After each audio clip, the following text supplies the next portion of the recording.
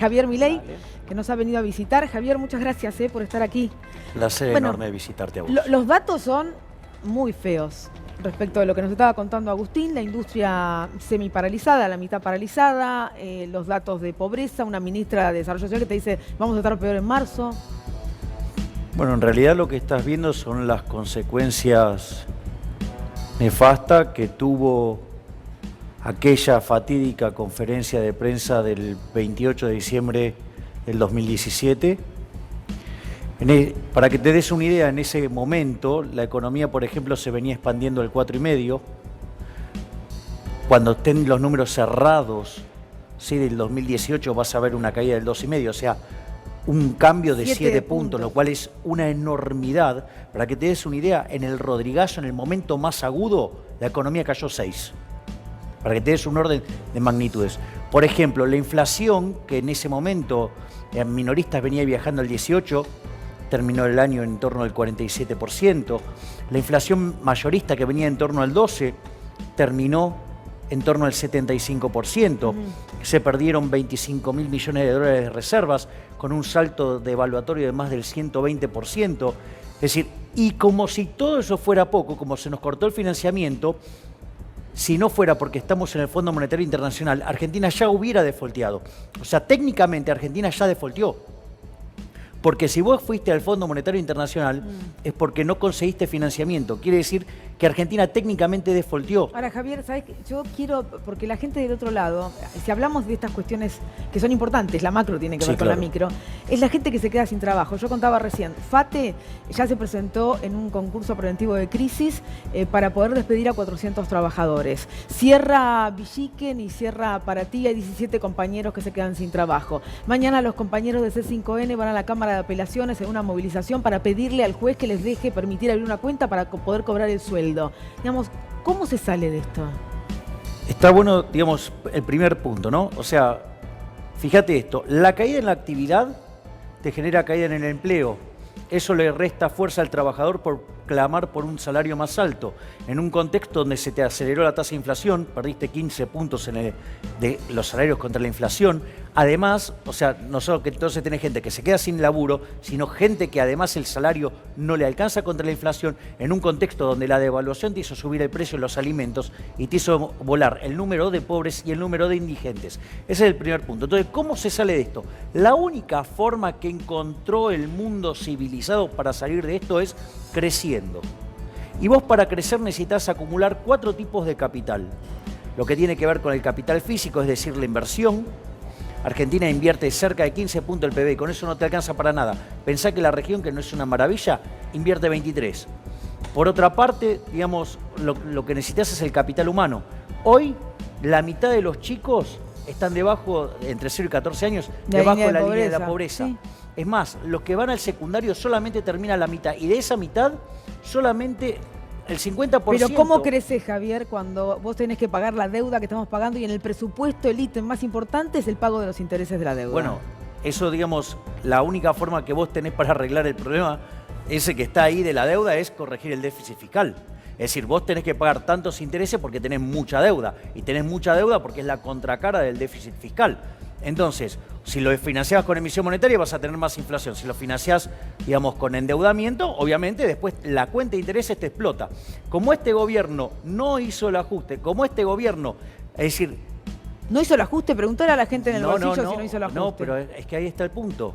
Es decir, a ver, la economía, mira, inexorablemente el ajuste siempre se hace. El punto es quién paga la cuenta. Como este gobierno decidió que la corporación política no pagara la cuenta, se la trasladó al sector privado y lo destrozó. Vos lo que estás viendo hoy, ese brutal ajuste en el sector privado, es porque justamente el gobierno no quiso tocar los privilegios de casta de la corporación política. Y ahí tenés las consecuencias. Pero, Javier, una cosita, te escucho. Vos hablás de crecimiento y por otro lado hablás de necesidad de fuerte política de ajuste. ¿No es completamente incompatible? Es incompatible para vos que sos keynesiano, para un tipo que sabe economía como yo no. No, digo, a ver, el punto es el siguiente. ¿Cómo que La sabe de única economía? forma- Javier, la déjame, única te hago una forma pregunta que más. se genera crecimiento. Yo no vine a debatir con vos No, porque no no voy a sabés de debatir. economía. ¿Cómo no voy a hacer de El punto es economía? el Te voy a, siguiente. escuchame, te hago una El punto pregunta. es el Escúchense, Te hago una porque si no- pregunta económica digamos, nada más. Rosario, estas no fueron las condiciones. O sea, No, quiere debato con aportar alguien- algo, no, pero no estoy haciendo debato una con alguien pregunta. que, digamos, o sea, hace juego para la tribuna, hace No, para no, la- Javier, te o sea, estoy va haciendo contra la preguntas desde el evidencia punto de vista empírica. económico. Te hice A una ver, te estoy pregunta. contestando. Pero No te estoy gusta el contestando. keynesianismo, no te estoy A ver, haciendo te una estoy pregunta. contestando. Sí. La única forma que consiguió el mundo para salir Sí. de la pobreza extrema, Sí. que era bajo la situación donde vivió la humanidad permanentemente hasta el año 1810, es creciendo. La única forma de crecer es invirtiendo. Sí. Y para invertir se necesita ahorrar. Vos no podés tener un fisco, sí, que consolidado tiene casi 10 puntos de déficit fiscal, que hace que te destruya el ahorro y no puedas invertir. Entonces, el eje central de todos los problemas de Argentina tiene que ver con el Estado. Por un lado, porque la presión fiscal sí no te deja crecer básicamente porque no podés ganar plata. Por otro lado, te chupa el ahorro, con lo cual no tenés con qué financiarlo. Entonces, digamos, si básicamente vos no podés generar ahorro, vos no vas a poder crecer. Es más, no solo que tiene que mejorar el ahorro, la economía, sino que además lo tiene que hacer bajando impuestos, con lo cual vos necesitas hacer una fuerte reducción drástica del gasto público. Y te cuento algo, recientemente, entre otras cosas, el BID publicó un informe que tiene que ver con la ineficiencia del gasto público. ¿Sabes cuál es la peor región del mundo? América Latina. Tiene una ineficiencia técnica de 4.4. Argentina, ¿sabes cuánto tiene? 7.2. Y el BID, además, creó un eufemismo que se llama filtraciones. ¿A qué te huele filtraciones? Choreo. ¿Sabes cuánto tiene Argentina de choreo? Casi 5 puntos del PBI. Nosotros tenemos más filtraciones, o sea, más choreo, ¿sí?, que ineficiencia Ahora, del gasto público. Entonces, digamos, que no quieras tocar el gasto público, bueno, ok, si sos cómplice de los políticos choros es tu problema, Javier, no es te hago el esta mío. consulta, que en torno a lo que te estaba diciendo Agustín, digamos, uno tiene que, vos decís, hay que crecer. ¿Cómo haces si no generás trabajo? Un buen gobierno es el que genera trabajo. Y acá acabamos de dar información de que se pierden puestos de trabajo. Pero claro que se puede, pero claro que no se vienen pierden. las inversiones, no llovieron ni lloverán. No, pero a ver, En este contexto. Pero claramente, a ver, si hay algo que hemos sostenido sistemáticamente desde el inicio de este gobierno y antes, que no iba a haber lluvia de inversiones. Nosotros desarrollamos un indicador que se llama termómetro de riqueza. Es imposible ganar plata en Argentina. Entonces, si vos no podés ganar plata, no va a haber inversión. Si vos no invertís, no hay laburo.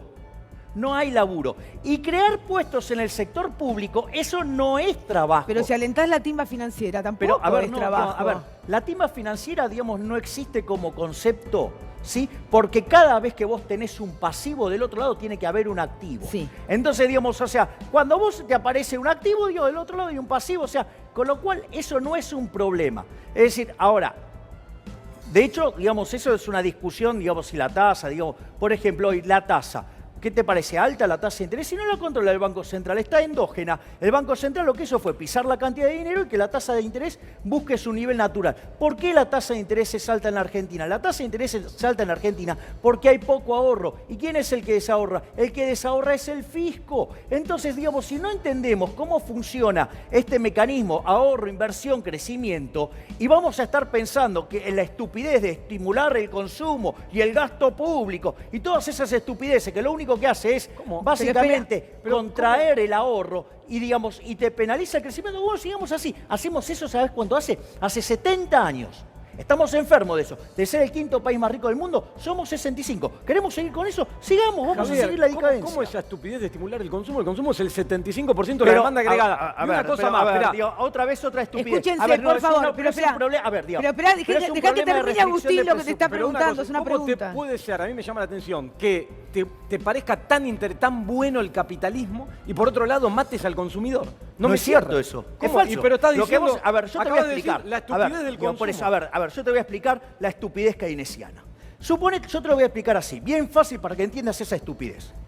Vos solamente podés consumir si tenés ingreso. Por supuesto. Bueno, por eso, digo, entonces lo primero que vos Y si tenés tengo que generar- trabajo, tengo Bueno, ingreso, puedo por consumir. eso. Bueno, pero para tener trabajo tiene que haber alguien invertido antes, ¿sí? Obviamente. Entonces vamos a Obviamente. poner bien los carros, el carro y los caballos donde Pero corresponden. el país tiene que estar en la línea de la producción A ver, y no de la estoy especulación. Pero, a ver, la especulación es parte de la vida misma. Si vos a la mañana ¿sí? Creyeras que vas a salir de la calle, de tu cama, y vas a salir a la calle y te va a pisar un auto, no vas a salir. ¿Me entendés? O sea, entonces estás especulando. Es parte de la vida misma. Gracias a la especulación es que la gente puede vivir. Digo, porque todo el tiempo es una especulación. Pero digo, voy a ir a otro punto y quiero explicar el tema del consumo. Suponete el caso de Robinson Crusoe. Según la hipótesis estúpida del keynesianismo, vos le tenés que decir a Robinson que salga a consumir.